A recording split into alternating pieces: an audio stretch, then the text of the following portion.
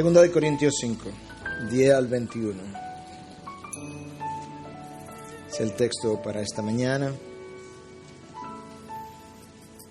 Lo vamos a leer en un momento, pero simplemente voy a introducir mi texto. Este es el segundo de 3 mensajes acerca de la evangelización, la necesidad de nosotros ir, la necesidad de nosotros poder considerar un poco más seriamente el mandato del Señor Jesús de ir y predicar el Evangelio. El mensaje anterior lo titulamos Id porque fuisteis llamados. Y tenía que ver con ese pasaje de Mateo 28, del 16 al 20, conocido como la Gran Comisión. Y lo que tratamos de ver es que qué fue, lo que quisiéramos ver en este mensaje, yo debería decir, es ver qué fue lo que movió a Cristo de la gloria a la tierra, de la tierra a la cruz. ¿Qué fue lo que movió a Pablo a ir de Jerusalén, pasando por Siria, Asia Menor, lo que es hoy Turquía, la costa este de Grecia, la costa oeste de Grecia, Italia, hasta el norte de Italia, lo que es hoy Albania?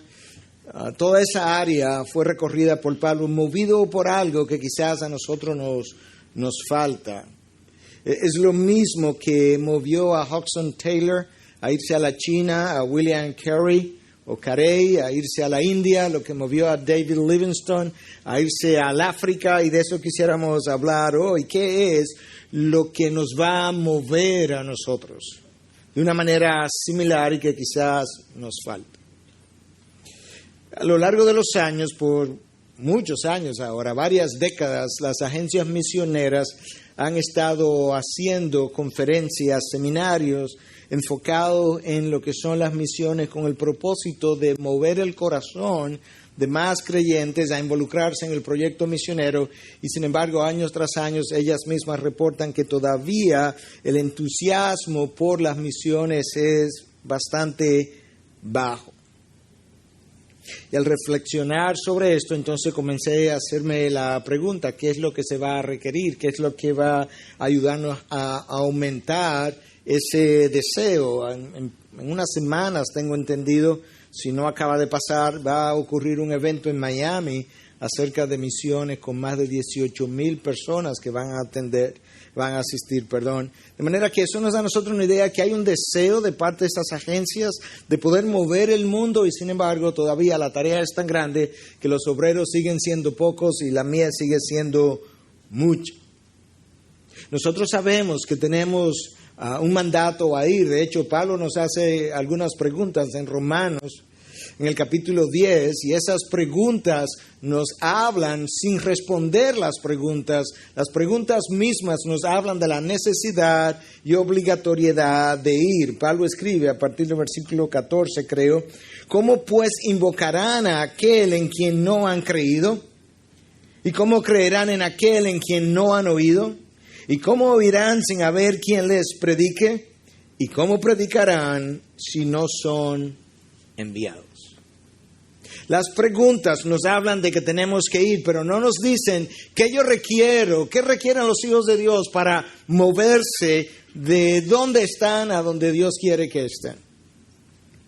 Cuando tú revisas la historia redentora relatada, narrada aquí en este libro, no hay dudas de que el apóstol Pablo es el más grande misionero de todos los tiempos. Yo creo que pocas personas dudarían eso.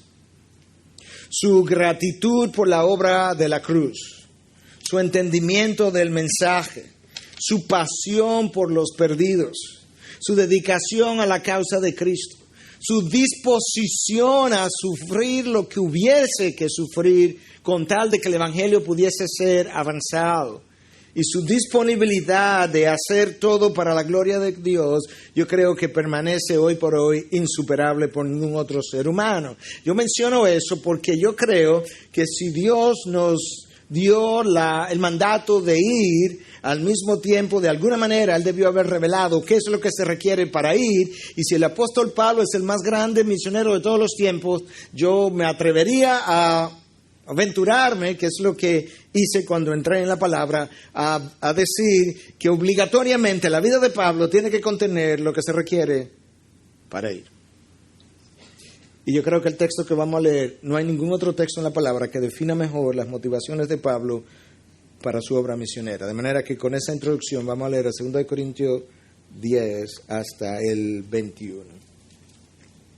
Porque todos nosotros debemos comparecer ante el tribunal de Cristo para que cada uno sea recompensado por sus hechos estando en el cuerpo, de acuerdo con lo que hizo, sea bueno o sea malo. Por tanto, conociendo el temor del Señor, persuadimos a los hombres, pero a Dios somos manifiestos, y espero que también seamos manifiestos en vuestras conciencias. No nos recomendamos otra vez a vosotros, sino que os damos oportunidad de estar orgullosos de nosotros para que tengáis respuesta para los que se jactan en las apariencias y no en el corazón. Porque si estamos locos es para Dios, y si estamos cuerdos es para vosotros. Pues el amor de Cristo nos apremia, habiendo llegado a esta conclusión, que uno murió por todos, por consiguiente todos murieron. Y por todos murió para que los que viven ya no vivan para sí, sino para aquel que murió y resucitó por ellos. De manera que nosotros de ahora en adelante ya no conocemos a nadie según la carne, aunque hemos conocido a Cristo según la carne. Sin embargo, ahora ya no le conocemos así. De modo que si alguno está en Cristo, nueva criatura es. Las cosas viejas pasaron, he aquí, son hechas nuevas. Y todo esto procede de Dios, quien nos reconcilió consigo mismo por medio de Cristo y nos dio el ministerio de la reconciliación. A saber que Dios estaba en Cristo, reconciliando al mundo consigo mismo, no tomando en cuenta a los hombres sus transgresiones, y nos ha encomendado a nosotros la palabra de la reconciliación. Por tanto, somos embajadores de Cristo, como si Dios rogara por medio de nosotros. En nombre de Cristo os rogamos, reconciliaos con Dios. Al que no conoció pecado, le hizo pecado por nosotros, para que fuéramos hechos justicia de Dios en él. Wow, qué pasaje. El apóstol Pablo comienza recordándonos que cada uno de nosotros ha de comparecer ante el tribunal de Cristo para ser recompensado por cada una de las cosas que haya hecho. Nosotros no vamos a comparecer para condenación, porque si hemos sido salvados, Dios mantiene nuestra salvación en el tiempo hasta presentarnos a Él, pero seremos o compareceremos para fines de la recompensa que cada uno ha de recibir. Pero no hay duda de que en algún momento el incrédulo tendrá que comparecer ante el tribunal de Cristo para oír la pronunciación de su condenación, y en el mismo tribunal muchos que creyeron haber tenido salvación serán sorprendidos cuando escuchen que en realidad nunca heredaron salvación. Conociendo eso, por tanto, persuadimos a los hombres, conociendo el temor del Señor. El por tanto me conecta con la comparecencia ante el tribunal. Conociendo la comparecencia ante el tribunal de creyentes e incrédulos, por tanto también conocemos el temor del Señor, y entonces persuadimos a los hombres. Unos piensan que el temor del Señor es simplemente la sumisión reverente a la voluntad de Dios. Y que Pablo está diciendo entonces, conociendo ese temor reverente, sumiso a su voluntad, yo obedezco su mandato de ir. Es posible.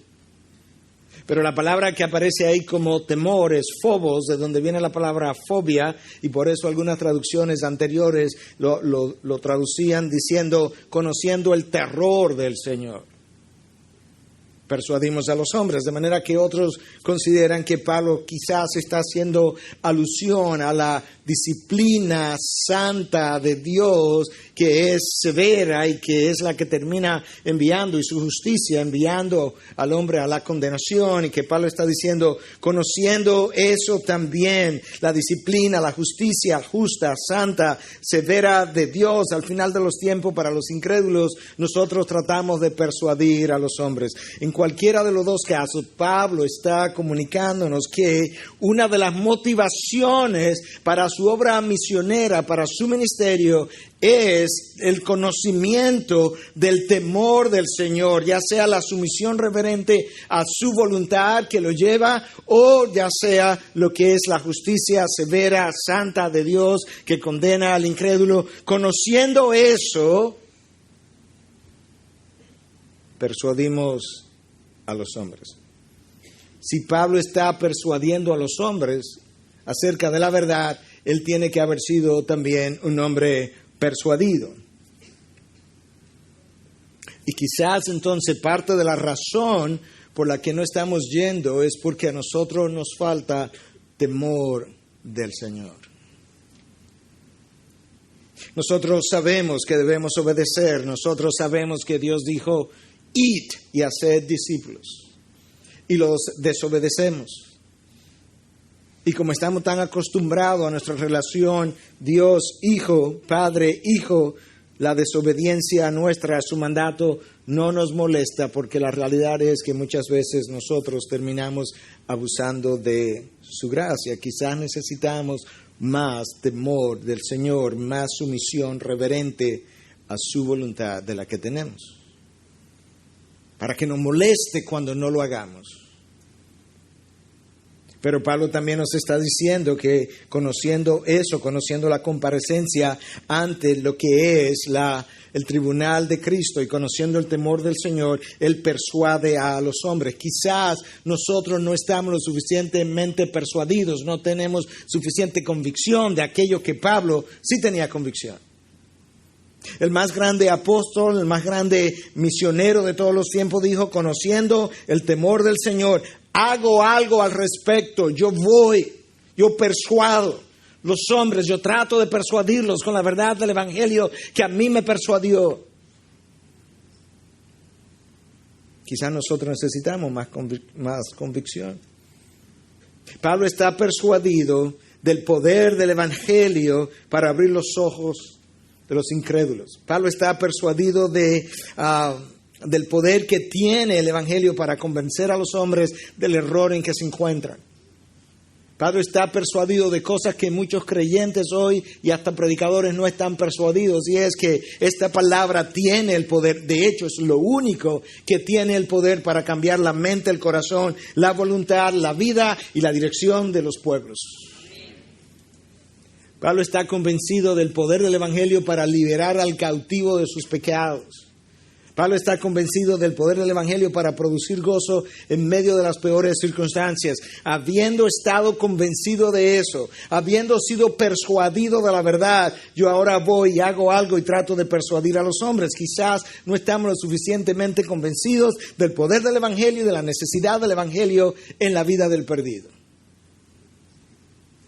Y quizás eso no nos deja ir.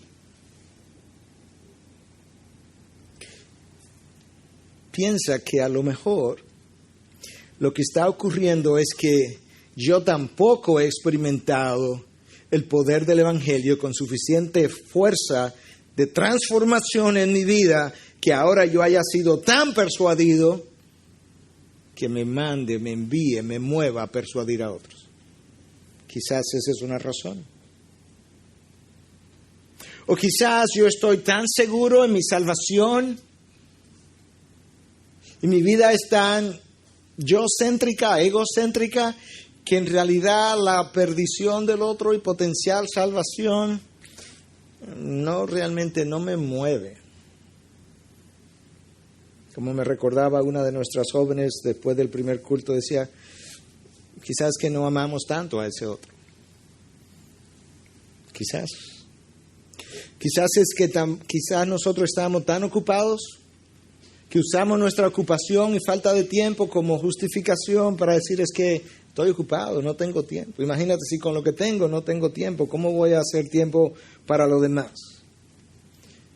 Porque no hemos visto las implicaciones de no ir y las implicaciones de no ser expuesto a la verdad. Pablo no tenía esa forma de pensar. Pablo estaba convencido de los propósitos de la humanidad, de los propósitos de Dios para la humanidad, y que Dios obra a través de instrumentos, y que Dios ha dicho que nosotros somos sus instrumentos a través de los cuales Él piensa llevar a cabo su plan misionero.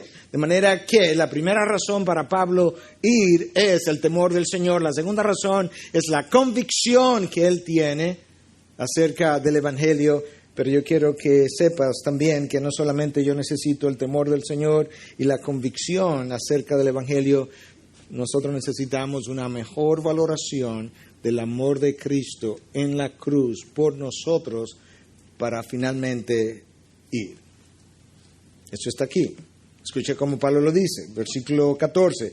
Pues el amor de Cristo nos apremia, habiendo llegado a esta conclusión que uno murió por todos, por consiguiente todos murieron. El amor de Cristo nos aprieta, nos constriñe.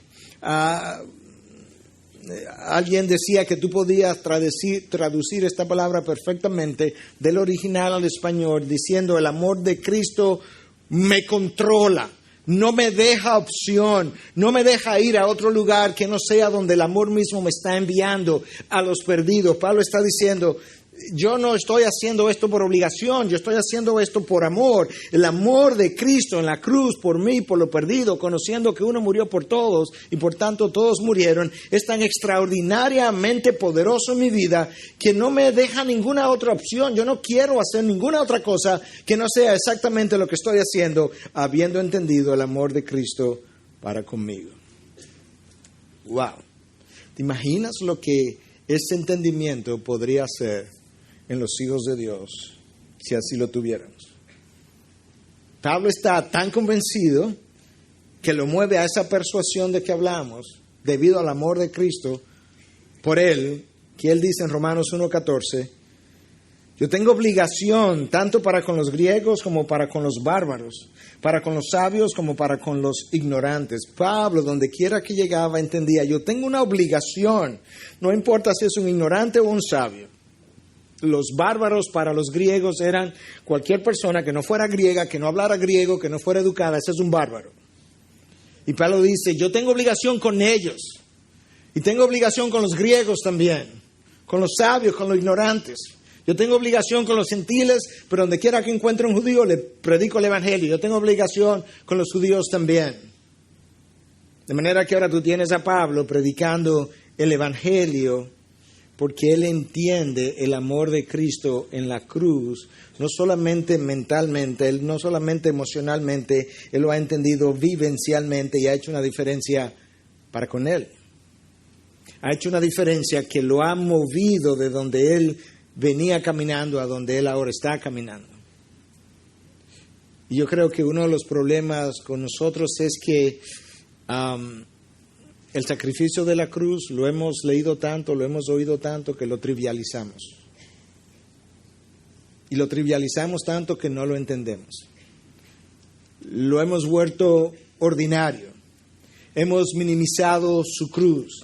Hemos menospreciado su entrega.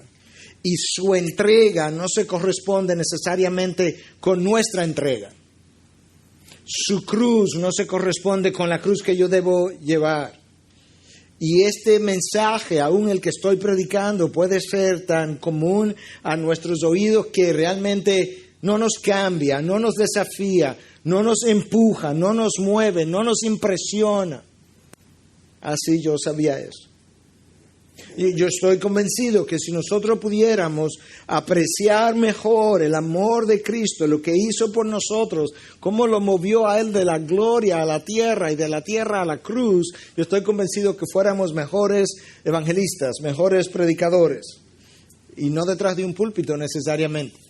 Que fuéramos mejores misioneros y no necesariamente en el próximo continente. Quizás en el área donde yo me muevo fuéramos mejores ciudadanos que estuviesen cambiando el entorno en el medio donde Dios nos ha colocado. Mejores ciudadanos que iluminan mejor la oscuridad. No necesitamos un púlpito para predicar la palabra. Yo contaba en el servicio anterior que fui a la barbería donde voy cada 3 o 4 semanas. Y cuando me siento, el barbero me dice: ¿usted conoce a fulano de tal? Yo digo: sí, claro. ¿Él va a su iglesia? Sí. Él es pastor. Y bueno, yo no creo que sea pastor ahora. Y me dice: bueno, pero él tiene que haber sido pastor en algún momento. Digo: ajá, ¿y por qué? Dice: porque ese señor desde que llega comienza a predicarnos el Evangelio aquí a todos. Gloria a Dios. Su púlpito es un sillón de barbero. Él ha entendido lo que es un misionero. Un misionero no es alguien necesariamente que se va al África o al Asia, aunque yo creo que debemos considerar más y más la necesidad de hacer eso. Pero cada uno de nosotros es un misionero. Dios nos ha dado una misión y cada uno de nosotros necesita abrazarla y llevarla a cabo todos los días donde Dios nos coloca. Y Pablo nos va a decir un poco más de cómo él ve eso y por qué él lo ve de esa manera. Y hacer discípulos. Pero quizás algunos de nosotros debiéramos estar considerando más seriamente el llamado misionero ya de una forma vocacional. Y mientras más temprana la edad, mejor el momento para hacer eso, porque tengo menos compromisos. Cristo dio la orden y Él dijo, si me amáis, obedeced mis mandamientos. De manera que la desobediencia no es simplemente un problema de rebelión, es un problema de amor. Si yo amo más a Cristo, obedeceré mejor su mandato. Piensa por un momento, ¿cómo es posible que lo que Cristo entendió en su mente y corazón lo puede mover de la gloria a la tierra, como yo dije, de la tierra a la cruz, como dice la canción, y no me puede mover a mí de mi hogar, quizás al hogar de al lado, o el de al lado, o el de la esquina, o el amigo que tengo enfrente para compartir lo que Dios ha hecho en mí? Piensa eso. ¿Cómo es posible que Él puede despojarse de toda su gloria, de todas sus prerrogativas, de la presencia de su Padre ahí en contacto íntimo con Él, para venir aquí abajo? Y nosotros no podemos despojarnos de nuestra comodidad. ¿Cómo es posible que Cristo puede dejar la gloria y yo no puedo, en unos casos, dejar la profesión para abrazar su llamado, pero en otros casos permanecer en la profesión y simplemente usar mi profesión para llevar a cabo el llamado dentro de mi profesión y hacer discípulos dentro de mi profesión? Si entendiéramos el amor de Cristo en una dimensión como Pablo lo entendió, donde Pablo se sintió controlado por el amor de Cristo, este mensaje no se estuviera predicando, estuviera de más, estuviéramos hablando de otra cosa. De manera que tenemos que pedirle a Dios que nos permita, que nos abra el entendimiento para comprender mejor su amor para con nosotros. En cuarto lugar, yo quiero que veamos cómo Pablo fue movido no solamente por el temor del Señor, la convicción acerca del Evangelio, el amor de Cristo que experimentó en su persona, sino también por un gran sentido de gratitud que él expresa en el versículo 15. Escucha cómo él lo dice: para que los que viven ya no vivan para sí, sino para aquel que murió y resucitó por ellos. Pablo está diciendo, ¿cómo es posible que Cristo haya muerto por ti y que ahora tú no puedas vivir por Él? El llamado del cristiano es que, habiendo entendido que Cristo murió por ti, tú puedas de una vez y para siempre decir, no se trata de mí, no se trata de mi mundo, no se trata de mi forma egocéntrica de pensar y de vivir, se trata de mi amo. Yo tengo un nuevo amo, yo estoy bajo una nueva administración, yo tengo un nuevo dueño y mi dueño no es un ogro, mi dueño es un redentor misericordioso. Ahora que Él dio su vida por mí, yo voy a vivir por Él. Yo voy a tener una vida primero cristocéntrica, después otrocéntrico y me voy a olvidar de mí.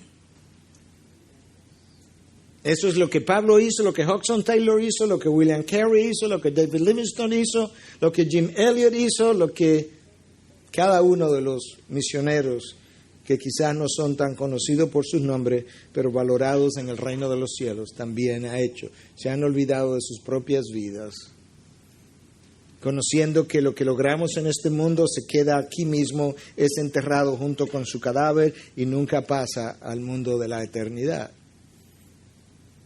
De hecho, es como ilógico que conocemos el temor del Señor, conocemos la convicción acerca de la verdad del Evangelio, conocemos el amor de Cristo que murió en nuestro lugar, y es ilógico que nosotros respondamos de una manera que no sea dejando de vivir para nosotros mismos. Lo que Pablo está diciendo, si entiendes la cruz, jamás diría, pero eso es mucho sacrificio. Entonces uno no puede hacer nunca nada por uno o para uno. Pablo está diciendo, ¿qué pregunta es esa? Quizás tú tenga el tiempo para hacerlo, pero eso no es una pregunta válida al lado de la cruz. Escucha a Pablo en 1 Corintios 6, 19. No sois vuestros. 6:20. Pues por precio habéis sido comprados, por tanto glorificar a Dios en vuestro cuerpo. 1 Corintios 7:23. Comprado fuisteis por precio, no os hagáis esclavos de los hombres. No soy vuestro, fuiste comprado por precio, a precio de sangre. ¿Por qué hablas de tus agendas, de tus proyectos, de lo que quieres hacer, cuando no soy vuestro? Fuiste comprado para hacer la obra de quien te compró. A precio de sangre, cuando tú no merecías ser comprado, cuando no había nada bueno en ti, cuando tú eras enemigo, cuando tú estabas muerto en delitos y pecados, y ahora que te ha dado vida, ¿vas a sacarle en cara a Dios? Que ahora Él te pide que viva con algo que tú entiendes mucho sacrificio, solamente lo sientes como sacrificio porque estás centrado en ti. Si estuvieras centrado en Él, lo sentiría como gozo.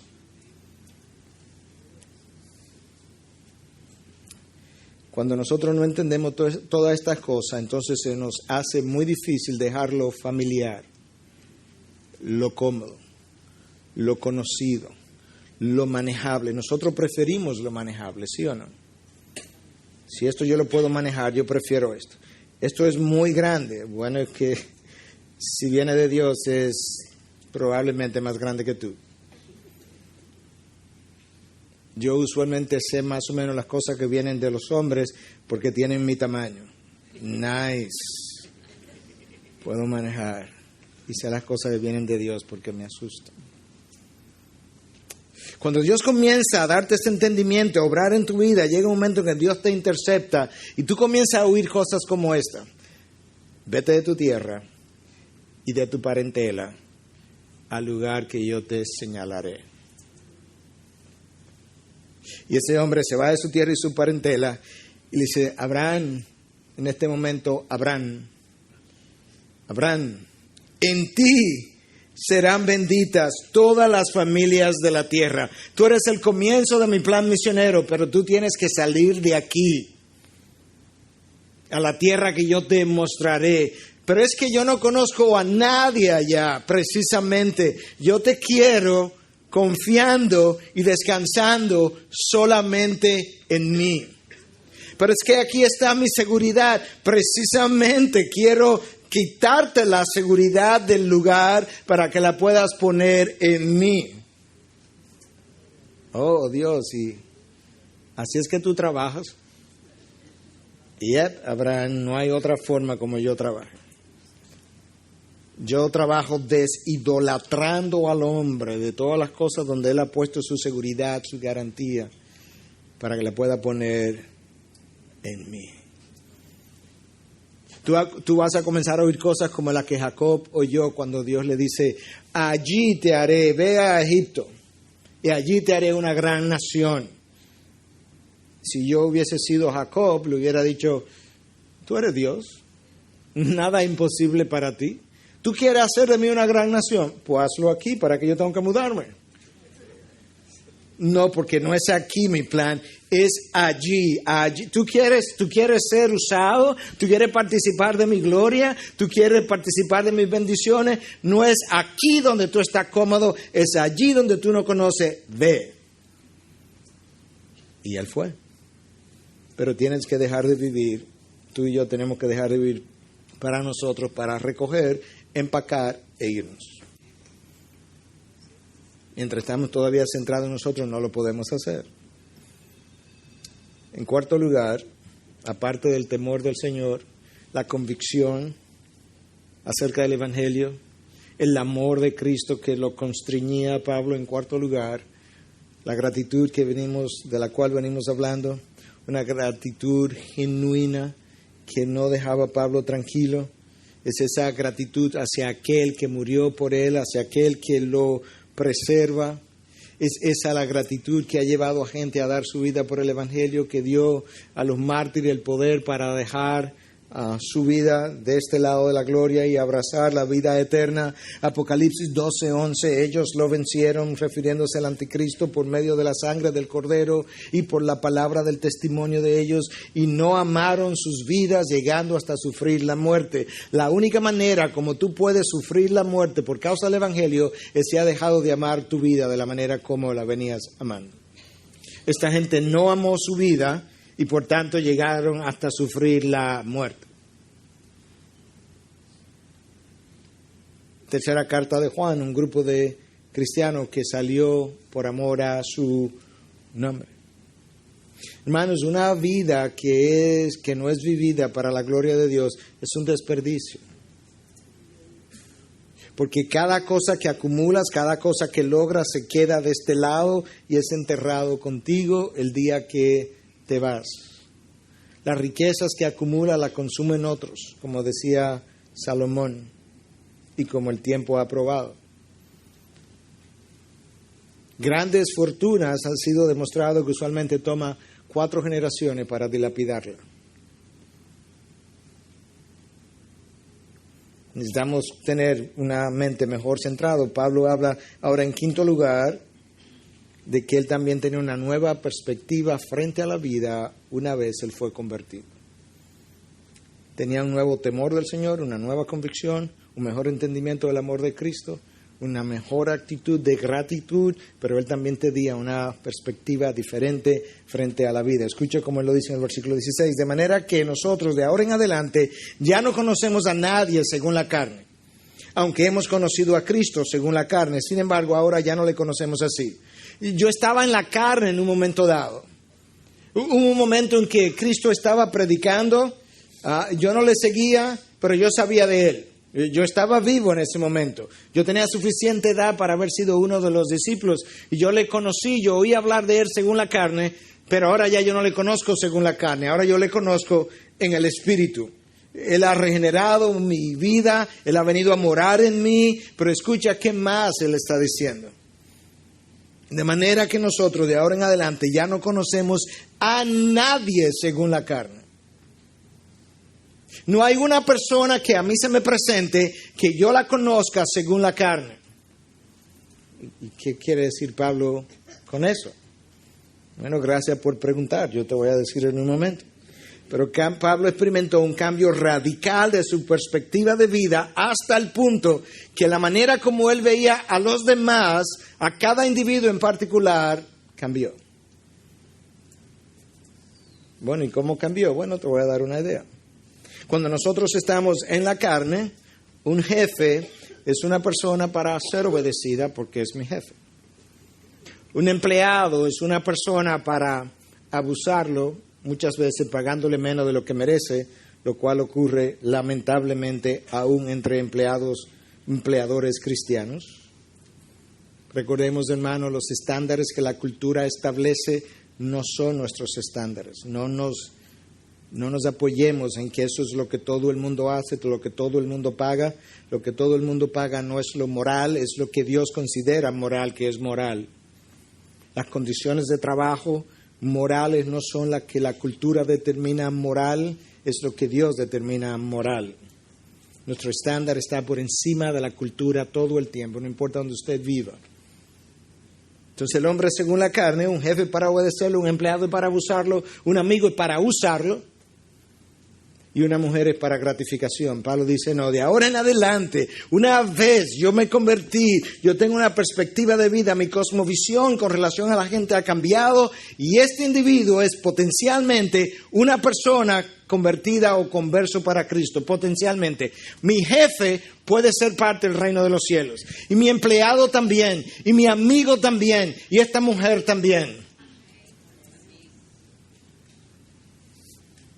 El Evangelio cambia mis lentes para yo ver a los hombres y a las mujeres. Y ya yo no considero a nadie según la carne. Si somos nuevas criaturas, hermano, no es solamente que mi vieja naturaleza pasó, las cosas viejas pasaron, pero hermano, tiene que pasar tu forma de pensar, tu forma de sentir, tu forma de servir, tu forma de vivir, tu forma de valorar la vida tuya y la vida de los demás. Tiene que pasar, las cosas viejas pasaron. Yo no tengo la misma mente, yo no tengo la misma perspectiva, no tengo el mismo dueño. Dios es ahora a quien yo represento. Quizás la falta de pasión o celo, como podríamos decir, para evangelizar, revela que mi conversión no ha cambiado mi cosmovisión. Mi conversión no ha cambiado mi cosmovisión. Y lamentablemente, eso es por lo que el pueblo de Dios convertido no cambia lo suficiente y no cambia su entorno lo suficiente. Que es una de las quejas de los misiólogos de hoy en día. Yo se lo mencioné el domingo pasado, pero vuelvo y se lo recuerdo. Nunca ha habido una generación de cristianos que impacte tampoco la sociedad de sus días como esta. Porque no hay suficiente transformación de la cosmovisión de ese cristiano para afectar su entorno. Entonces, ¿qué yo requiero para ir? Yo necesito un temor reverente, una nueva convicción que me persuada y que me lleve a persuadir a otros. Yo necesito un mejor entendimiento del amor de Cristo para mi persona, una nueva experiencia de ese amor, un mejor sentido de gratitud. Yo necesito una nueva actitud frente a la vida y a los hombres en general, pero yo necesito también entender la enorme responsabilidad, la responsabilidad monumental que Dios ha puesto sobre nuestros hombros. Escucha, por tanto, después de todo este argumento, dice Pablo, por tanto, después de él convencernos de que tenemos que ir a persuadir a los hombres, él dice, por tanto, somos embajadores de Cristo, como si Dios rogara por medio de nosotros, en nombre de Cristo os rogamos, reconciliaos con Dios. Es increíble ver cómo este texto no me dice, vosotros tenéis el potencial de llegar a ser embajadores de Cristo. No dice, vosotros tenéis, si lucháis y os santificaos lo suficiente, podéis llegar a ser embajadores de Cristo. No, una vez tú naciste de nuevo, tú quedas nombrado como embajador de Cristo y cuando no lo representas, no es porque no eres, es porque no quieres. Y Pablo quiere que yo entienda eso. Es como cuando un presidente envía a un embajador, él se queda en su país y envía al embajador a tierras lejanas. Cristo, permítame la ilustración, se ha quedado allá arriba en su país y nos ha enviado a tierras lejanas aquí abajo. Él dijo cuando él estaba aquí abajo físicamente, yo soy la luz del mundo, pero antes de irse dijo, vosotros sois la luz del mundo. Vosotros sois la sal de la tierra. Es vuestra responsabilidad alumbrar la oscuridad del mundo con mi luz. Es vuestra responsabilidad ser sal para la sociedad de sus días y tratar de preservar el deterioro de su sociedad en la manera en que usted vive la vida como pueblo de Dios en medio de ella. Vosotros sois la sal de la tierra. El embajador sí tiene que cuidarse. Cuando él va con una autoridad delegada, pero él no va con su propio mensaje. Él no construye el mensaje. Él trae un mensaje que le ha sido dado por el presidente para que lo lleve a la nación lejana. Y de esa misma manera, nosotros no podemos darnos el lujo de crear un nuevo mensaje. Nosotros tenemos también un presidente en el reino de los cielos, un presidente del universo que nos ha dado un mensaje. Y cuando yo simplemente voy a llevar su mensaje, no el mío. El embajador no puede negociar cosas que el presidente del país no le haya autorizado. Yo tampoco puedo negociar esa verdad cuando voy a hacer mi trabajo. El embajador va con una autoridad delegada y nosotros vamos con una autoridad delegada, pero es delegada, pero es supeditada. El embajador cuando va con una autoridad, pero él no es la última autoridad, él está bajo autoridad de su presidente. Nosotros vamos con una autoridad delegada, pero mi autoridad por la palabra que me ha sido delegada, queda supeditada a la misma palabra que está por encima del embajador y al Señor de la palabra que está también ahí mismo, por encima de ese embajador. Vosotros sois la luz del mundo. Bueno, pastor, por la edad que yo tengo y por el trabajo que yo tengo, los hijos que tengo, yo soy constructor, yo soy ingeniero, yo soy economista o yo soy barbero. Yo no creo que esté mi llamado ahora a ir a las naciones, puede ser. Pero, hablemos de un barbero, que fue el ejemplo que yo puse. Esa silla es un campo misionero extraordinario para cada persona que se sienta ahí. Usted comienza a predicarle el Evangelio, no se puede mover mucho porque lo cortan. Entonces, usted tiene una audiencia cautiva. Aproveche cuando le está afeitando para hablarle del Evangelio. No se va a mover mucho. Bueno, algo jocoso, pero la idea es que si tú no consideras a nadie según la carne, este individuo que está sentado ahí, tú pudieras estar orando, Dios, dame la oportunidad, abre la puerta para yo hablarle a esta persona. Quizás usted es un médico y lo llaman a ver un paciente, él está enfermo, pero su peor enfermedad no es para la que usted le llamaron, su peor enfermedad es para la que usted no le llamaron y está en el alma y usted tiene potencialmente la cura. Bueno, no es potencialmente la cura, usted tiene la cura, lo que él es un potencial salvo, pero usted tiene la cura. De manera que usted tiene que ir pidiéndole a Dios, dame una oportunidad para hablarle a este paciente que está en una condición precisamente vulnerable que me puede abrir las puertas. Tenemos una responsabilidad enorme como embajadores de Cristo. Como si Dios rogara por medio de nosotros, en nombre de Cristo rogamos reconciliados con Dios. Dios hace el trabajo, pero Dios lo hace a través de instrumentos y esos instrumentos Él le llama embajadores y nos ha enviado. Y Dios dice, ¿sabes qué? Tú tienes que entender lo que yo dije a través de Pablo, que yo estoy, hasta la idea, yo estoy gritando al mundo, reconciliados conmigo, reconciliados con Dios, pero lo estoy haciendo a través de la predicación. Por tanto, ¿cómo ellos han de creer si no escuchan? ¿Y cómo van a escuchar si no hay quien le predique? ¿Y cómo van a predicar si no son enviados? Por tanto, go, ve, id. Hermanos, cada teólogo en los últimos 2000 años, cada comentarista de este pasaje entiende que esto es una responsabilidad monumental que Dios le está dando al creyente en relación al incrédulo para que vaya y haga el papel de evangelista en términos de lo que es la proclamación del Evangelio. 2000 años con ese entendimiento. Dios ha decidido unilateralmente usarnos como micrófonos. Él puede hacerlo de otra manera. De hecho, el libro de Apocalipsis habla de que en un momento Dios va a predicar el Evangelio desde los cielos por medio de un ángel. Él pudiera hacer eso hoy si quisiera. Pero ese no es su diseño. Ahora, cuando Dios te envía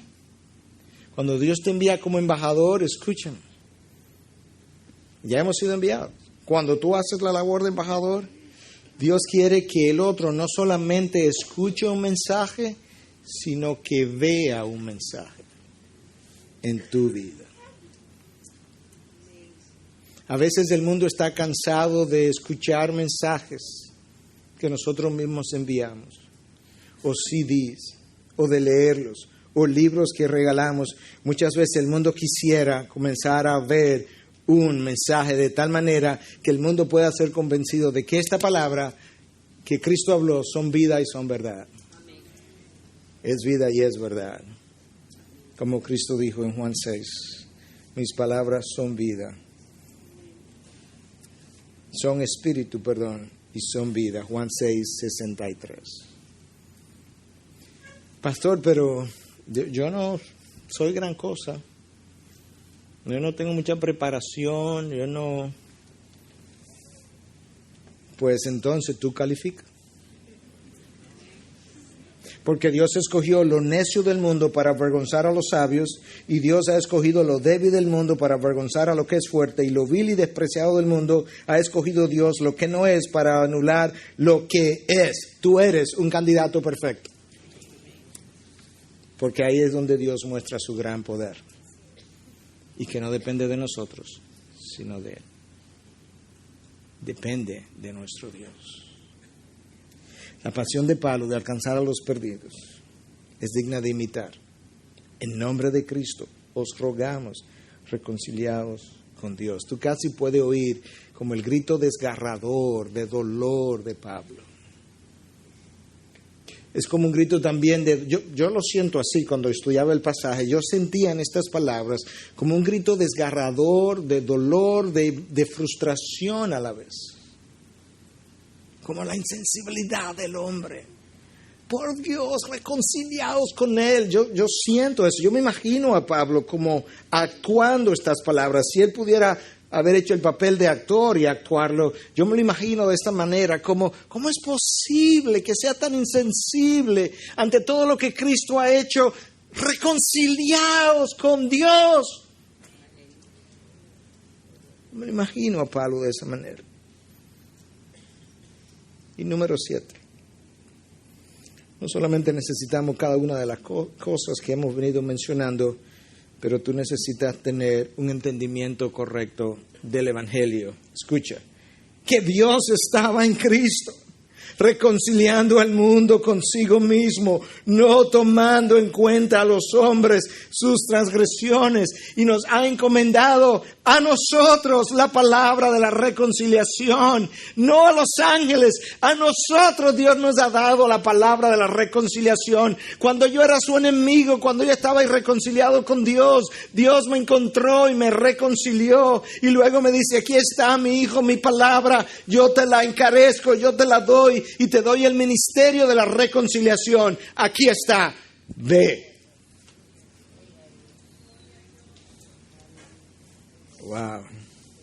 Eso fue exactamente lo que él hizo con Pablo. Pablo, yo te intercepté. Aquí está la palabra de la reconciliación. Ve. Y Pablo fue. Necesitamos un mejor entendimiento, un correcto entendimiento del Evangelio. Porque Dios estaba en Cristo, reconciliando a los hombres consigo mismo, recogiendo, como decíamos el domingo pasado, a aquellos a quienes Él ha llamado desde toda la eternidad, y nos ha dado la oportunidad de recoger con Él, y con quien con Él no recoge, desparrama. Y nos ha encomendado, esta palabra para mí es poderosa, nos ha encomendado a nosotros la palabra de la reconciliación. ¿Y cómo entender este versículo final y no movernos? Al que no conoció pecado, le hizo pecado por nosotros, para que fuéramos hechos justicia de Dios en Él. Justicia de Dios, carácter santo, a la imagen de Cristo. A quien no conoció pecado, lo hizo pecado para que un día Él pudiera ser como Cristo. Si tú lo personalizas, al que no conoció pecado, le hizo pecado por Miguel, para que Miguel fuera hecho justicia de Dios en él. Wow, go, ve. La palabra ahí de reconciliación que aparece es la palabra katayaso, que implica dos personas que estaban en enemistad, donde uno era mayor que el otro y el mayor dio el paso para reconciliarse con el menor. De manera que si tú estás ahí reconciliado y te consideras el mayor, ve. Y si te consideras el menor, ve también. Quizá le recuerde al mayor que debió haberlo hecho él primero. Y que seamos hechos justicia de Dios en Cristo. Hermanos, esa es nuestra responsabilidad. Yo creo que estas son razones suficientes para ir. Pero déjame cerrar con este versículo que lo dejé para último a propósito. Todo eso que hemos hablado, todo eso que recibimos, todo eso que somos, escucha lo que Pablo dice en el versículo 18. Y todo esto procede de Dios, como si lo demás no fuera suficiente. Todo esto procede de Dios, quien nos reconcilió consigo mismo por medio de Cristo y nos dio el ministerio de la reconciliación. El temor del Señor procede de Dios. La convicción para ir procede de Dios. La apreciación por el amor de Cristo procede de Dios. El sentido de gratitud procede de Dios. Mi nueva perspectiva de vida procede de Dios. Mi asignación como embajador procede de Dios. Y habiendo recibido todo lo que he recibido, ¿cómo no voy a ir? ¿Cómo no voy a predicar y a proclamar su verdad? Aquel que me ha dado a su Hijo, me ha dado su perdón, me ha dado su gracia, me ha dado la fe que tengo, me ha dado la pasión que tengo, me ha dado el deseo por la palabra, porque todo esto procede de mi Dios. ¿Cómo no voy a responder? ¿Cómo no voy a vivir para Él? ¿Cómo no me voy a sacrificar por Él? ¿Cómo no me voy a gastar por su causa? ¿Cómo no voy a morir por su causa? Oh Dios, perdónanos. Perdónanos por no aquilatar tu cruz. Padre, perdónanos por no valorar tu amor. Perdónanos porque ni la cruz a favor nuestro nos mueve, Dios. ¿Qué nos va a mover si tu sacrificio no nos mueve? Si tu amor no nos mueve. Si tu gracia por nosotros no nos mueve. Si la reconciliación que has logrado por mí no me mueve. Si el privilegio de ser tu embajador no me mueve. Si el privilegio de haber recibido la palabra y el ministerio de la reconciliación no me mueve, Dios, ¿qué me va a mover? Integridad y Sabiduría es una producción que llega hasta ustedes gracias a los aportes de individuos y empresas comprometidos con la defensa de la fe. Para más información, preguntas y comentarios, visite nuestra página de internet www.integridadysabiduría.org. En esta página encontrará información sobre la producción de este y otros recursos que ponemos a su disposición, como también las formas en las que usted puede contribuir con la producción de programas como estos. Les invitamos nuevamente a visitar nuestra página de internet www.integridadysabiduría.org. Será hasta la próxima, cuando nos reencontremos con Integridad y Sabiduría.